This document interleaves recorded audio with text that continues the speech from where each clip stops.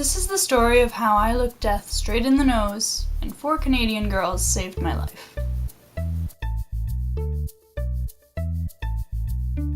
I'm going to be honest with you guys. I did not always live in the true north, strong and free, Canada. One of the first times that I had moved here, I was about 16 and I started attending a high school. The high school decided that the year I was in was all going to go together on an outdoor adventure, camping. And I thought, yes, this is gonna be awesome, this is gonna be intense. See what I did there? We go out there and it's perfect. It's prime Canada. We're on a lake, there are mountains, I'm with a bunch of Canadians who presumably know how to survive the wilderness. And before we had left, I decided, you know what, I'm still in the phase where I'm trying to make friends, so I brought a roll of cookies. Not just any kind of cookies.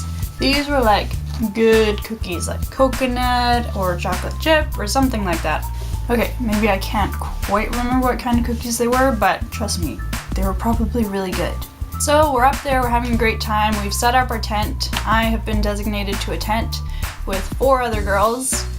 We squished, it was warmer that way. At the campsite, there were these things that I was not familiar with, and they are called bear caches. Basically what I was told is put all your food or smelly items in here at night so that the bears will not come and get it. And I thought, fair enough, I'd put my toothpaste, deodorant, other foodstuffs in there. But I thought, I'll just keep my roll of cookies in the tent. I'll just put it in my backpack, under my feet. Surely that will be safe enough. Because if one of these girls gets the midnight munchies, who's gonna come to their rescue? This girl.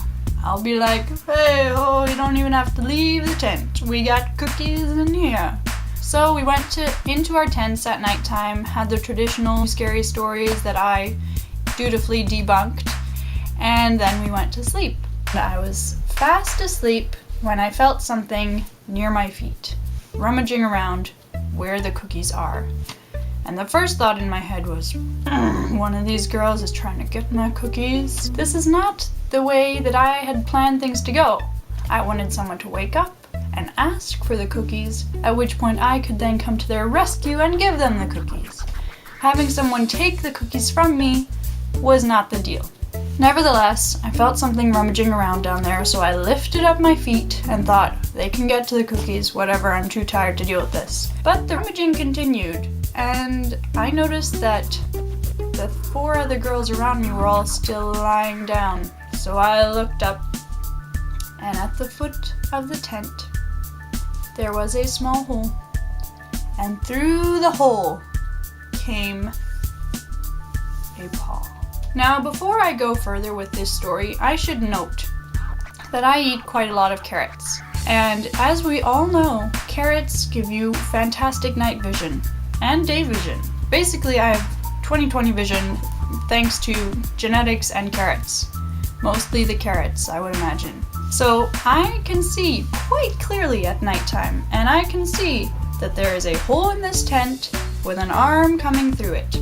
Furthermore, I had never lived in a country where there were real threats in wildlife before. Sure, I had seen bears in the zoo, and yes, I had seen coyotes in pictures and stuff, and of course I was familiar with the raccoons. I mean, that TV show was awesome, but I had never had a close encounter with any kind of wild creature until that night. So, a paw is coming in through the tent, and I am just staring at it. And the paw retracts, and a snout comes in, and it is clear that it is a raccoon, the burglar of animals. They even have the little mask. I mean, come on. I sat there and watched in disbelief as this cookie thief crept its way into our sanctuary, the tent. It's sniffling around, and then its paw is coming back in, and I am just shocked. So I try to wake up the girls in the tent. Guys, there is an animal trying to get in the tent. The response I got was less than overwhelming.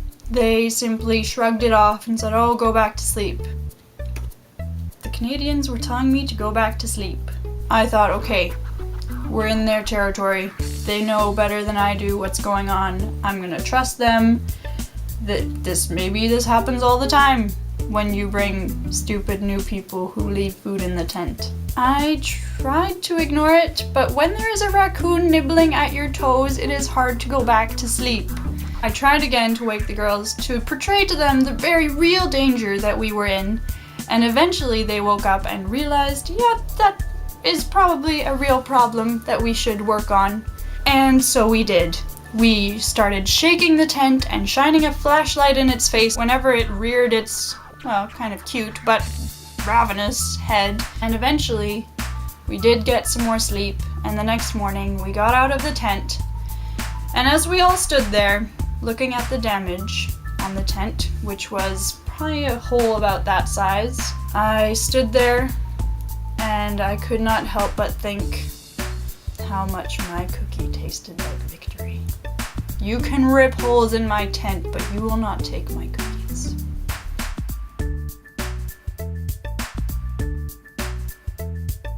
And that's the way the cookie crumbled.